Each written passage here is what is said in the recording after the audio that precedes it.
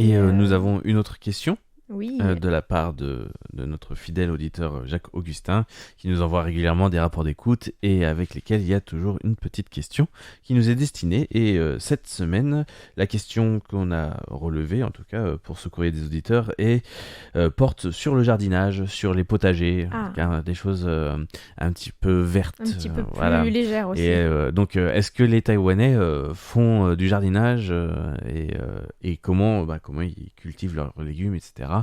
Donc la question exacte c'est est-ce que le jardinage intéresse les habitants de l'archipel, donc de Taïwan, et est-ce possible de concevoir un jardin potager avec ses propres légumes? Voilà. Alors la première chose que j'aimerais dire, c'est quand même quelque chose de souvenir à Taïwan, même dans les banlieues, etc. Dès qu'il y a un petit terrain de terre ouvrable, les gens aiment bien limite, je vais pas dire squatter, mais l'utiliser ou l'exploiter pour faire leur jardin, faire pousser. Alors Taïwan en plus, c'est propice à ce que tout pousse, pratiquement.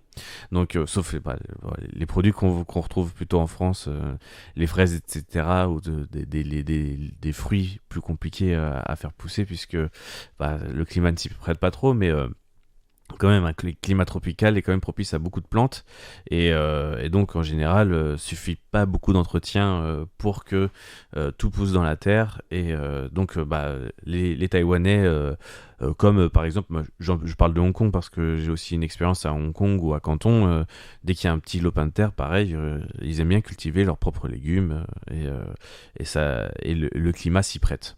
Bon voilà pour cette petite introduction du jardin potager à Taïwan. Est-ce que tu as des idées peut-être du type de légumes? Tu pourrais peut-être nous donner 2-3 légumes qui se font? Oui, alors des légumes et des fruits, je sais qu'il y a beaucoup... rien que dans mon voisinage, il y a vraiment beaucoup de jardinage sauvage, on va dire. C'est-à-dire qui est, à mon avis, illégal. Par exemple, sur des bords de rivière, comme tu dis, il y a des grands-mères qui viennent squatter le bord de la rivière en enjambant des petites barrières, voilà, et puis qui installent leur jardin potager comme ça. Et il y a pas mal de papayes, certaines des bananiers, voilà, des arbres fruitiers comme ça, mais en principe c'est surtout des papayes et des bananes.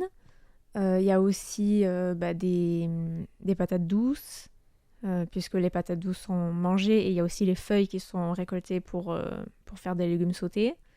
Voilà, ce genre de choses. Et pas mal d'herbes aromatiques aussi, c'est assez courant. Même les gens qui n'ont pas de jardin ou qui n'utilisent pas de jardin en ville, enfin, qui n'utilisent pas des parcelles libres sur leur balcon, ils le font. Il y a souvent des arbres aromatiques, de la menthe, du romarin, mais Du basilic, je du suppose. basilic. Et sinon, dans mon voisinage aussi, il y a pas mal de... Enfin, je suis vraiment à la lisière de la forêt, en fait. Et donc, il y a des gens qui investissent aussi la forêt, le sous-bois, pour planter leurs trucs. Donc, il y a des sortes de bassines en plastique où il y a des dames du coin qui viennent cultiver, qui viennent planter des trucs. Mais je suis à peu près sûre que ça ne leur appartient pas. Mais bon, en tout cas, elles investissent. Et puis, en même temps, comme personne ne s'en sert, pourquoi pas? Ce qui est beaucoup fait et ce qui m'étonne vraiment à Taïwan, c'est sur la rivière, il y a des îles, des petits îlots, on va dire, de terre pas submergée, où il y a du jardinage. Il y a beaucoup de jardins, beaucoup de potagers. C'est vrai. Ouais. Et je me demande toujours comment les gens vont là-bas. S'y rendent. Ouais. Parce qu'en principe, c'est sous un pont, donc il y a peut-être quelque chose pour descendre. C'est vaseux, c'est marécageux plus qu'un vrai... Mais c'est vraiment compliqué, quoi. Ouais. Je me demande vraiment... Enfin, un de mes... Je sais pas, un de mes rêves, c'est de me rendre sur un de ces petits îlots et de trouver comment y aller. Oui. Bah après, à chaque fois, je me demande qui vient là et qui fait quoi, mais parce oui. que même en ville, et on va y arriver. Tellement mystérieux. La deuxième partie. Donc le gouvernement n'a pas vraiment de politique spécifique pour encourager le jardinage, notamment le jardinage en ville, parce qu'il y a aussi ça.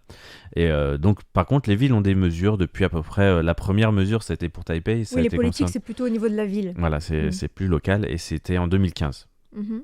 Et donc, par exemple, pour Taipei, ils ont ce qu'ils appellent Farm City. Ils ont un site très bien écrit. Il y a même de l'anglais pour les étrangers qui voudraient s'y mettre. Vous pouvez aller donc sur farmcity.taipei, je crois, c'est quelque Ah, chose comme ça. Et en fait, il y a toutes les indications, les endroits où il existe des potagers, où vous pouvez planter vos plantes, etc. Et aussi plein d'infos sur comment cultiver les plantes, les c'est plantes sympa ça. qui poussent bien, etc. Et c'est assez sympa. Donc on C'est peut très voir si près communautaire. de chez nous il y a Oui. un potager disponible, quoi. Et J'imagine qu'il y a une carte où on peut voir. oui. Mais oui, il y a une carte, il y a les adresses. Il n'y a pas Mm, beaucoup d'endroits, donc ils mettent les adresses directement. d'accord. Et en tout cas, ceux qui sont dans le cadre du projet Farm City. Je vois qu'à Taipei aussi, la ville fait des... Par exemple, dans les endroits comme Songyan, le parc Songyan, Mm, il y a aussi un potager communautaire qui a été installé. Donc il y a des installations de potager.